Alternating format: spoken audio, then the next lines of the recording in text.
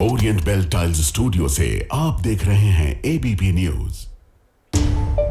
नमस्कार, ABP news पर हाजिर हूं मैं रुमाना इसार खान। वक्त एबीपी रिपोर्टर का, जिसमें बात आज दिन की सबसे बड़ी खबर की हम करने जा रहे हैं। बिहार में मंत्रिमंडल विस्तार, और इसको लेकर खबर ये कि आज शाम में ही हो सकता है मंत्रिमंडल का विस्तार।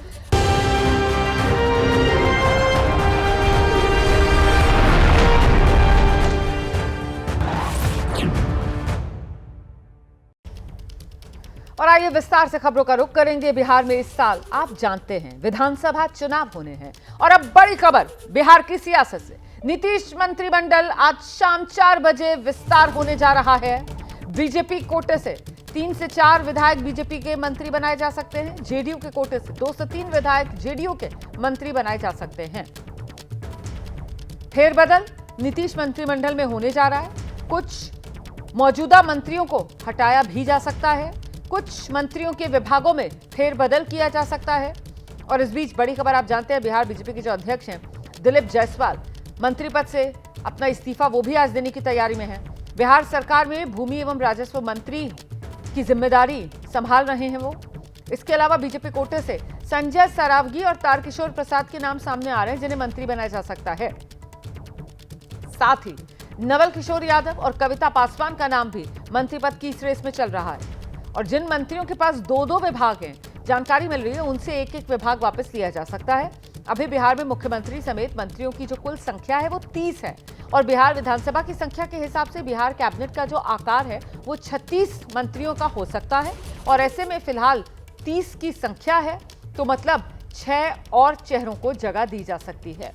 और ये संख्या इसलिए बढ़ सकती है, हो सकता है कुछ मौजूदा मंत्री उनकी छुट्टी कर दी जाए, कुछ मौजूदा मंत्रियों के विभागों में फेरबदल कर दिया जाए। इस बीच आप जानते हैं बीजेपी अध्यक्ष जेपी नड्डा, नीतीश कुमार से उन्होंने कल मुलाकात की थी। सूत्रों के मुताबिक इसके बाद ही मंत्रिमंडल विस्तार को लेकर सहमति बन गई है। बिहार मंत्रिमंडल विस्तार को लेकर कुछ ही देर में डिप्टी सीएम सम्राट चौधरी उनके आवास पर बैठक होने वाली है। तो ये बड़ी जानकारी हम आपको दे रहे हैं। चुनावी साल, और इस चुनावी साल में बिहार में होने जा रहा है मंत्रिमंडल विस्तार। नीतीश सरकार में अभी की अगर स्थिति की बात की जाए तो बीजेपी के 2 डिप्टी सीएम समेत कुल 15 मंत्री हैं। जेडीयू के पास 13 मंत्री पद हैं। वहीं हिंदुस्तानी अवाम मोर्चा जो सहयोगी है, 1 मंत्री उसके कोटे से बनाया गया है, और एक निर्दलीय को भी मंत्री बनाया गया है नीतीश मंत्रिमंडल में। ऐसे में आज ये बड़ा फेरबदल जो नीतीश मंत्रिमंडल में होने जा रहा है। वहीं बिहार बीजेपी के अध्यक्ष दिलीप जायसवाल मंत्री पद से इस्तीफा दे दिया है उन्होंने। ये इस वक्त की बड़ी खबर है। बिहार सरकार में भूमि राजस्व मंत्री थे वो, बिहार बीजेपी के वो अध्यक्ष हैं। दावा उनकी तरफ से यही किया जा रहा है कि जो पार्टी का सिद्धांत है, एक व्यक्ति एक पद, उसी सिद्धांत पर आगे बढ़ते हुए उन्होंने मंत्री पद से अपना इस्तीफा दे दिया है। आने वाले समय में बिहार में विधानसभा चुनाव है। ऐसे में बीजेपी को मजबूती देने के लिए वो पार्टी और संगठन के काम में जुटेंगे।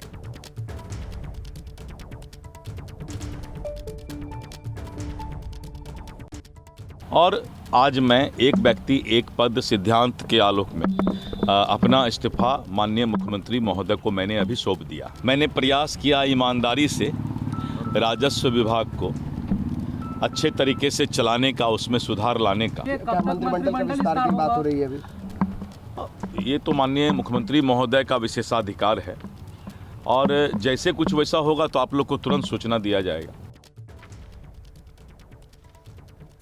सीधे आपको लेकर चलेंगे। हमारे साथ हमारे 2 सहयोगी इस वक्त मौजूद हैं। पटना से हमारी सहयोगी निधि श्री भी हमारे साथ मौजूद हैं, और साथ ही शशांक कुमार भी इस समय हमारे साथ जुड़ गए हैं पटना से। तो आइए सबसे पहले आपको निधि के पास लेकर चलते हैं और जरा जानते हैं निधि से क्या डिटेल्स मिल रही हैं। शाम 4 बजे का समय तय कर दिया गया है क्या, जब मंत्रिमंडल का ये विस्तार होगा? निधि, बिल्कुल बिल्कुल। देखिए रुमाना, सुबह में ये खबर आई कि आज मंत्रिमंडल का एक्सपेंशन होगा, और आज ही शाम 4 बजे की संभावना जताई जा रही है, जब 7 मंत्री शपथ लेंगे मंत्री पद की।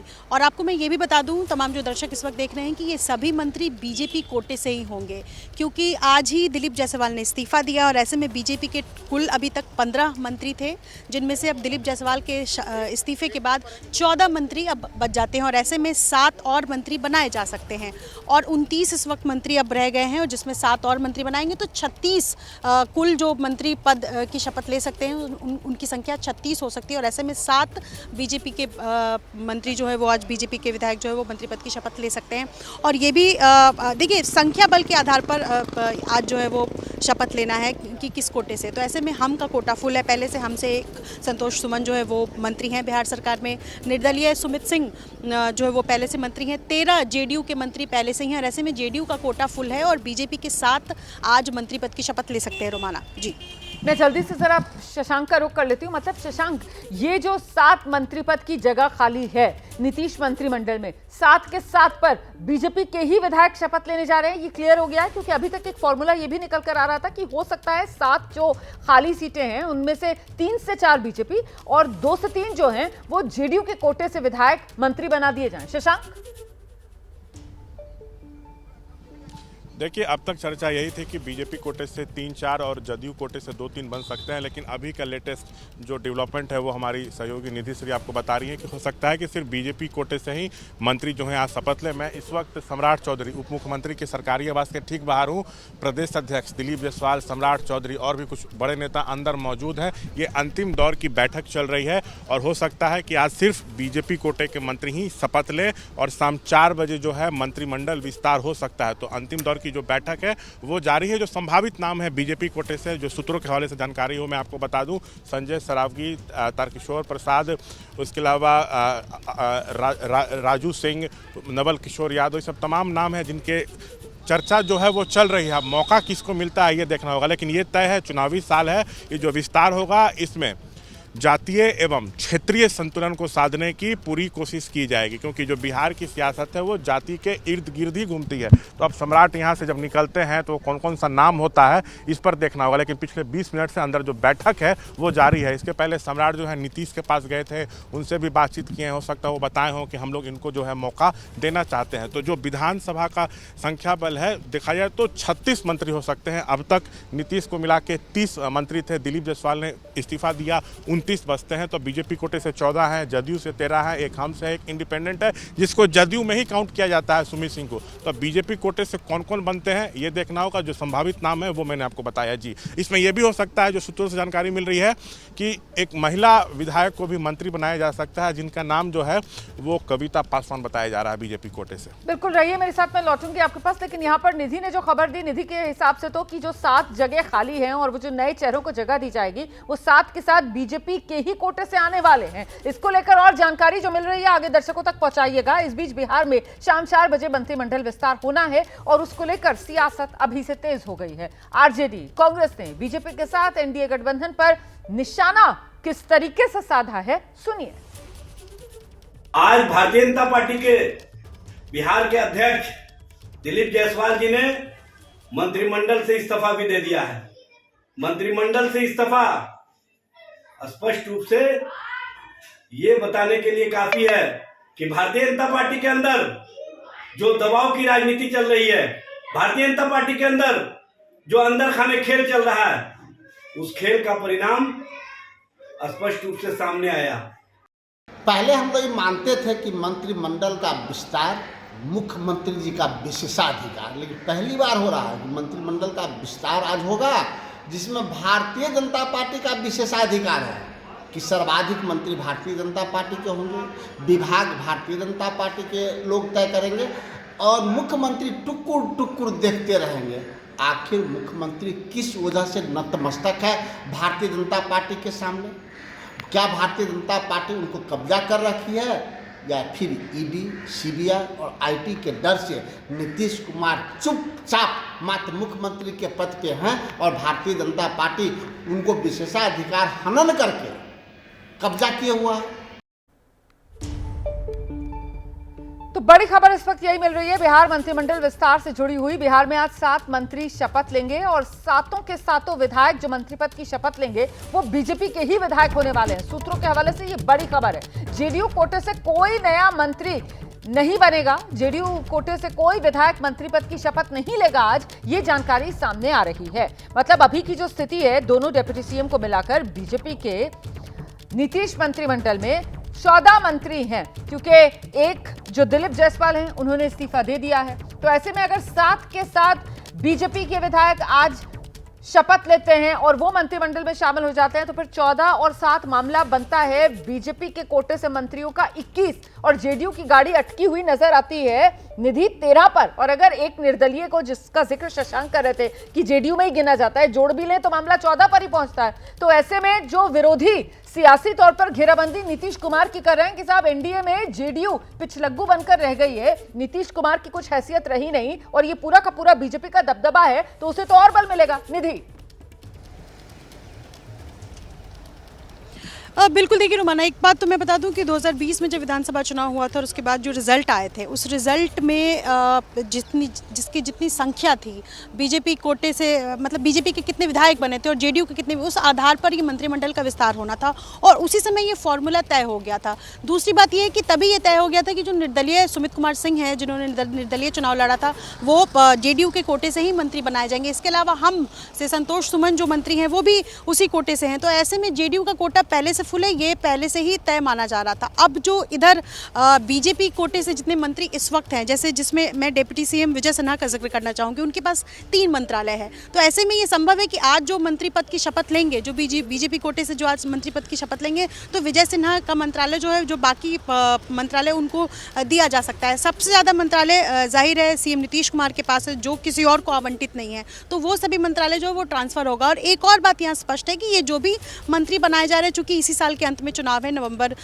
में चुनाव होना है और ऐसे में 8 महीने कुल हैं इस वक्त बिहार चुनाव होने में, और ऐसे में 8 महीने के लिए ये मंत्री बनाए जाने हैं। तो कहीं ना कहीं ये जो संख्या बल है उसी के आधार पर ये कोटा जो है वो होना था। लेकिन निश्चित तौर पर जो आप कह रही हैं कि आरजेडी जो है वो सवाल उठाएगा कि कहीं ना कहीं आरजेडी पहले से ही कहती आ रही है, जब भागलपुर में प्रधानमंत्री मोदी ने नीतीश कुमार को डांटा, सीएम बताया, उसके बाद बच्चा कहकर आरजेडी कह रही है कि बच्चा कहकर संबोधित किया प्रधानमंत्री मोदी ने नीतीश कुमार को। और ऐसे में आज जब बीजेपी कोटे से ही मंत्री बनाए जाएंगे तो जाहिर है आरजेडी हमलावर होगी। जी बिल्कुल, ये तो बात निकलेगी तो फिर दूर तलक जाएगी ना, वो जो कहा जाता है। तो ऐसे में आरजेडी इस रूप में भी हमलावर होगी। शशांक हमारे साथ मौजूद हैं। शशांक, कुछ हलचल हो रही है क्या वहां पर सम्राट चौधरी के आवास पर? पहले तो जल्दी से इसके बारे में बता दीजिए। बिल्कुल, देखिए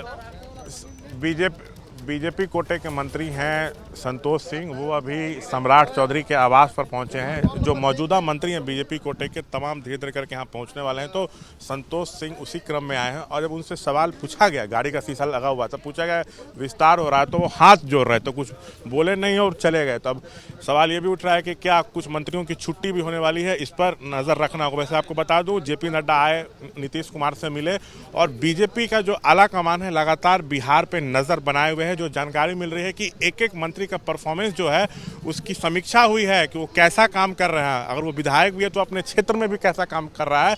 तो बीजेपी बिहार चुनाव को देखते हुए एक एक कदम फूंक कर आगे बढ़ रही है, क्योंकि मैं आपको बता दूं बीजेपी लगातार विजय रथ पे सवार है। महाराष्ट्र जीती, हरियाणा जीती, दिल्ली जीती, तो बिहार बीजेपी हर हाल में जीतना चाहती है। साथ में तो नीतीश हैं, आगे चल के क्या होगा ये देखना होगा। लेकिन संतोष सिंह पहुंचे और कुछ भी बोलने से जो है मना कर दिया। और मैं आपको बता दूं कि पिछले 8-10 महीने में देखा गया है कि बीजेपी के कुछ ऐसे मंत्री हैं जो ऐसी बयानबाजी करते हैं जिससे सरकार की किरकिरी होने लगती है। तो उन लोगों को पहले से ही समझाया जा रहा था कि आप लोग काम पर ध्यान दीजिए, फालतू की अनाप शनाप बयानबाजी मत करिए। तो सब चीज़ को यहाँ पर अब देखा गया है। आप कौन कौन से नए नाम आते हैं, किनकी छुट्टी होती है ये देखना हो। लेकिन संभावित नाम जो थे वो मैंने आपको बता दिया। बिल्कुल, लेकिन मुझे लगता है और नाम तलाशने चाहिए आपको, क्योंकि जो संभावित नाम अभी हम दिखा रहे हैं वो 6 ही हैं, जबकि जगह खाली 7 रिक्त पद हैं मंत्रिमंडल में, जिसे आज भरना ही होगा। और जो जानकारी मिल रही है कि सभी सातों के सातों बीजेपी के विधायक हो सकते हैं जिन्हें आज मंत्री पद से नवाजा जाए। झारखंड मुक्ति मोर्चा के राज्यसभा सांसद हैं महुआ माझी और उनके परिवार के सदस्य लातेहार में सड़क हादसे में घायल हो गए हैं।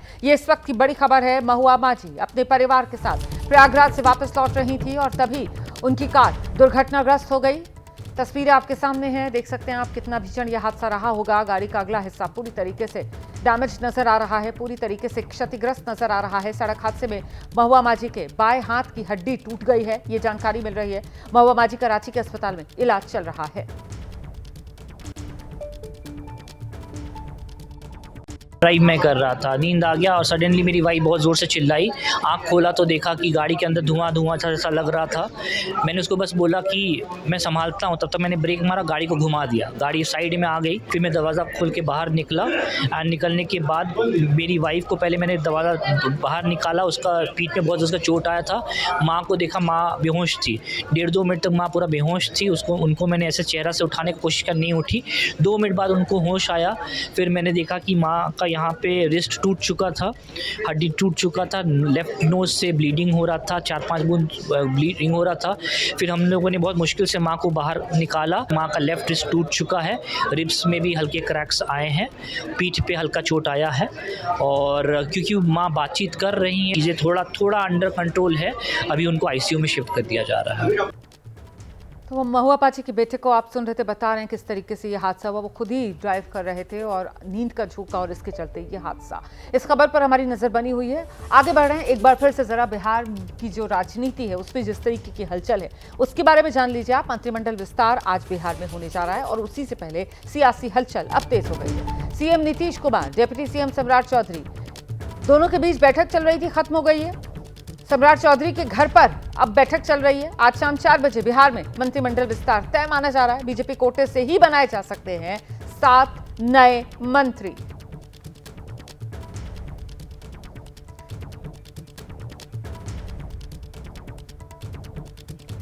सीधे आपको लेकर चलेंगे, हमारे सहयोगी इस वक्त हमारे साथ मौजूद हैं। जरा जल्दी से पहले शशांक का रुख कर लेते हैं और शशांक से जानते हैं, शशांक क्या अपडेट मिल रहा है? सम्राट चौधरी के घर पर किस किस के पहुंचने का सिलसिला अब तक मुकम्मल हो चुका है? बैठक शुरू हो गई है क्या?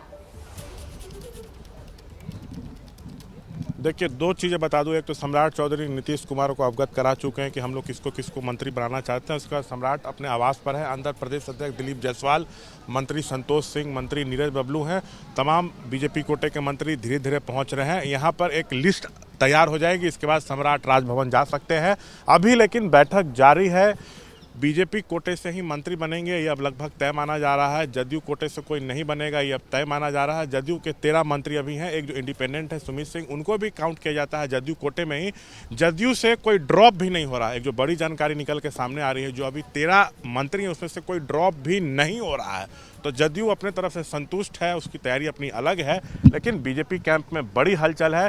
जानकारी मिल रही है कि कुछ ऐसे मंत्री हैं जिनके कामकाज से आला कमान खुश नहीं है, तो उनकी छुट्टी हो सकती है। ये जितने भी मंत्री बनेंगे इसमें जातीय समीकरण पूरी तरह से साधने की कोशिश की जाएगी। अवधेश पटेल का भी नाम सामने आ रहा है बीजेपी कोटे से, तो वो भी मंत्री बन सकते हैं, इस तरह की बात आ रही है। तो जो संभावित नाम है वो हम आपको पहले ही बता चुके हैं। आप बोल रही थी कि 7 हो सकते हैं, एक नाम कम है, तो वो अवधेश पटेल का जो है वो बताया जा रहा है। लेकिन जो फाइनल लिस्ट तैयार होती है किस तरह की रहती है, इस पर नजर रहेगी। बिल्कुल, आप रहिए मेरे साथ, में लौटूंगी आपके पास। जरा जल्दी से वो संभावित नाम जिनको लेकर चर्चा की जा रही है कि इनको मंत्री पद से नवाजा जा सकता है और सभी बीजेपी के कोटे से हैं, और ये कौन कौन है? नवल किशोर यादव हैं, कविता पासवान है, संजय सरावगी का नाम सामने आ रहा है, तारकिशोर प्रसाद का नाम है, राजू सिंह और अवधेश पटेल, ये वो नाम है जो सामने आ रहे हैं। बीजेपी के ये विधायक हैं जिनको मंत्री पद से आज नवाजा जा सकता है। जल्दी से जरा आपको लेकर चलेंगे, निधि हमारी सहयोगी इस वक्त मौजूद हैं और जरा निधि से जानते हैं, निधि ये जो संभावित नाम सामने आ रहे हैं इसको लेकर सवाल ये कि किस तरीके से वो जातीय समीकरण जिस पर आकर बिहार की राजनीति टिकती है उसको साधने की यहां पर बीजेपी की कोशिश है। निधि,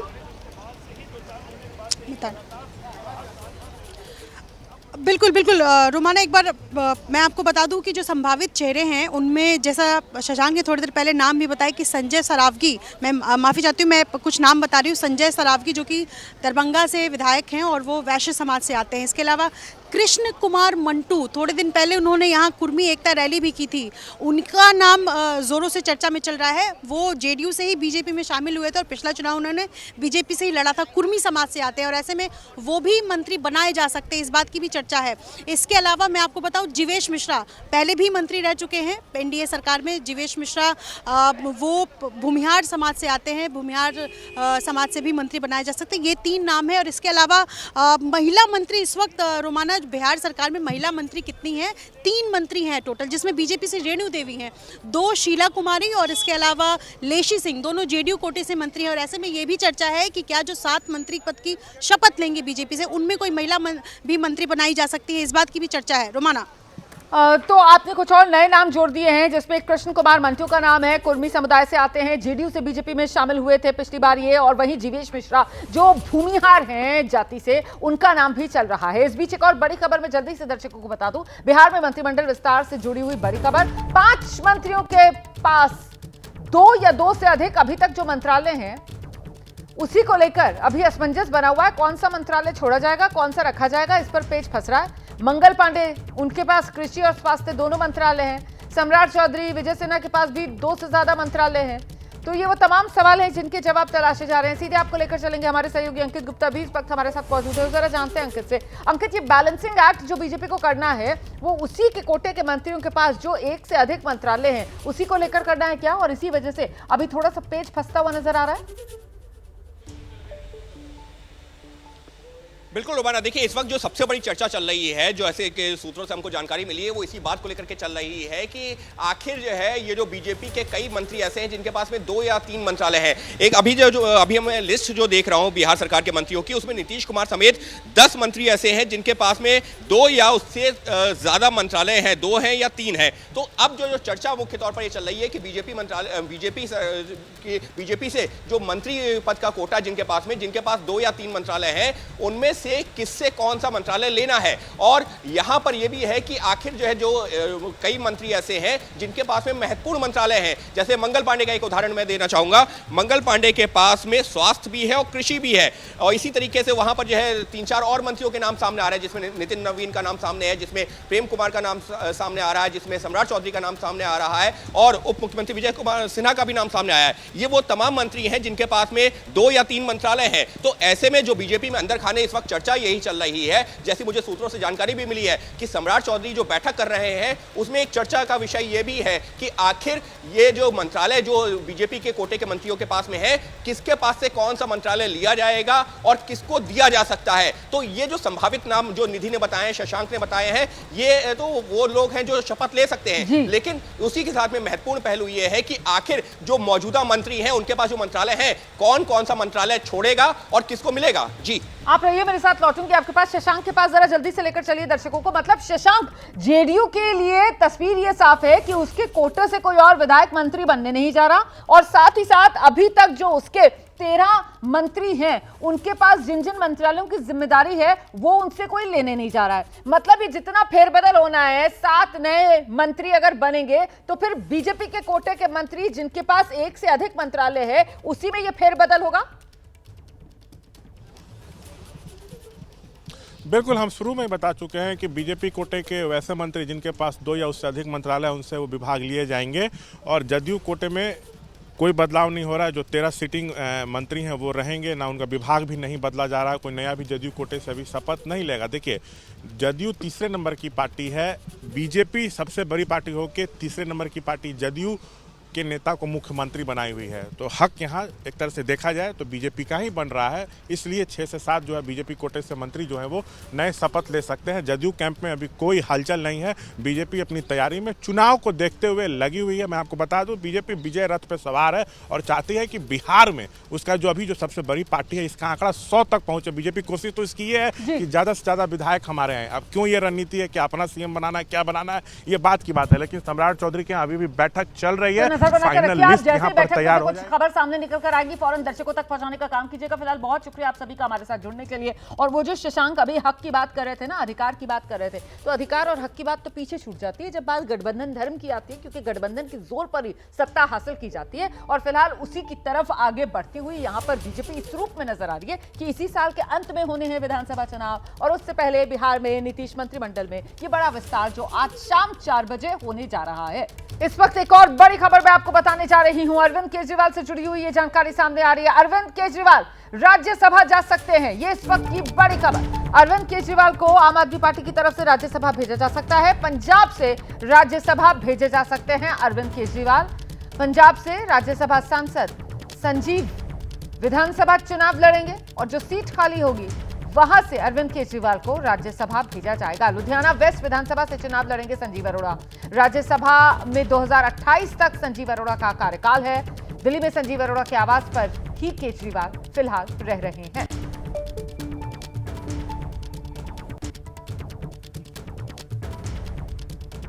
सीधे आपको लेकर चलेंगे। हमारे साथ हमारे सहयोगी इस वक्त मौजूद हैं, आप देख रहे हैं सचिन कुमार हमारे साथ जुड़ गए हैं, दीपक रावत भी इस वक्त हमारे साथ मौजूद है। जरा सचिन से जानते हैं, सचिन कमोबेश ये फॉर्मूला तय कर लिया गया है कि संजीव अरोड़ा जो है उनको विधानसभा चुनाव लड़ाया जाएगा और जो सीट खाली होगी राज्यसभा वाली वहां से अरविंद केजरीवाल राज्यसभा? जी बिल्कुल, इस बात की पूरी संभावना है कि अरविंद केजरीवाल को पंजाब से जो है आम आदमी पार्टी जो है राज्यसभा भेज सकती है। और इसकी जो शुरुआत है वो इस बात से हो गई है कि संजीव अरोड़ा को उम्मीदवार बनाया गया है लुधियाना वेस्ट से जो बाई इलेक्शन होगा। और देखिए जनवरी में 10 जनवरी को जो गुरप्रीत गोगी विधायक थे लुधियाना वेस्ट से, उनकी मौत हुई थी और विदिन 6 मंथ जो है बाई इलेक्शन होना है और बाई इलेक्शन की अभी घोषणा भी नहीं हुई है उस सीट के ऊपर। पर उससे पहले ही आम आदमी पार्टी ने अपना प्रत्याशी जो है संजीव अरोड़ा को उस सीट से बना दिया है। तो हम समझ सकते हैं, अंदाज़ा लगा सकते हैं कि आम आदमी पार्टी के अंदर जो है ये घटनाक्रम कितनी तेज़ी से हो रहा है, जिसकी जो शुरुआत जो है संजीव अरोड़ा के कैंडिडेट से जो है हो गई है। तो हो सकता है आने वाले दिनों में इसमें सबसे इंटरेस्टिंग बात ये होगी अब देखना कि संजीव अरोड़ा जो हैं वो क्योंकि कैंडिडेट उनको बना दिया है, क्या वो विधानसभा चुनाव होने से पहले ही राज्यसभा मेंबर के तौर पे इस्तीफा दे देंगे या नहीं। क्योंकि अभी 5 महीने हैं जो विधानसभा उपचुनाव जो है विधानसभा लुधियाना वेस्ट में जो है होना है, क्योंकि विदिन 6 मंथ्स ये चुनाव होगा। तो आम आदमी पार्टी के अंदर जो है बड़ी तेजी से ये घटनाक्रम हो रहा है और जिसकी बानगी जो है हमने देखी है संजीव अरोड़ा को कैंडिडेट के तौर पे अनाउंस करके जो है आम आदमी पार्टी ने जो है वो उपचुनाव होने में बावजूद इसके अभी से जो संजीव अरोड़ा है उनके नाम का ऐलान बतौर प्रत्याशी इस लुधियाना की सीट से कर दिया गया है। मैं जरा जल्दी से दर्शकों को लेकर चलती हूँ दीपक रावत के पास। मतलब दीपक, ये सारी की सारी जो कवायद है वो अरविंद केजरीवाल के एक नए सियासी सफर के लिए कि राज्यसभा में अरविंद केजरीवाल को जल्द से जल्द पहुंचाया जाए। देखिए रोमाना, इस बात की चर्चा तो तभी से शुरू हो गई थी जब आम आदमी पार्टी दिल्ली में चुनाव हार गई। उसके बाद ये कहा गया कि अरविंद केजरीवाल अब आगे क्या करेंगे, उनके पास ऑप्शन क्या बचता है, क्योंकि मुख्यमंत्री तो अब रहे नहीं और दोबारा चुनाव जीतकर भी नहीं आ पाए, तो आगे भी उनकी भूमिका क्या रहेगी। तो तभी से चर्चाएं थी, क्योंकि 7 राज्यसभा सीटें हैं पंजाब से आम आदमी पार्टी की और ऐसे में संजीव अरोड़ा को बाईपोल लड़वाना, इससे साफ संकेत मिलते हैं कि अरविंद केजरीवाल और उनकी पूरी पार्टी की कवायद अब इस बात को लेकर हो गई है कि अरविंद केजरीवाल को अब किसी तरह से राज्यसभा भेज दिया जाए। यही वजह है कि संजीव अरोड़ा बाईपोल पर चुनाव लड़ रहे हैं। हालांकि आधिकारिक तौर पर आम आदमी पार्टी ने अभी इस पर कुछ भी ज्यादा नहीं कहा है।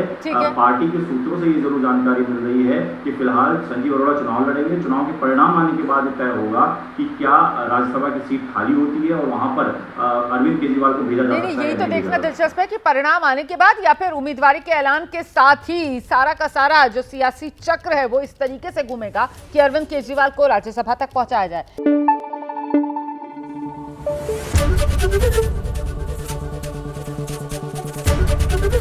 एबीपी न्यूज आपको रखे आगे।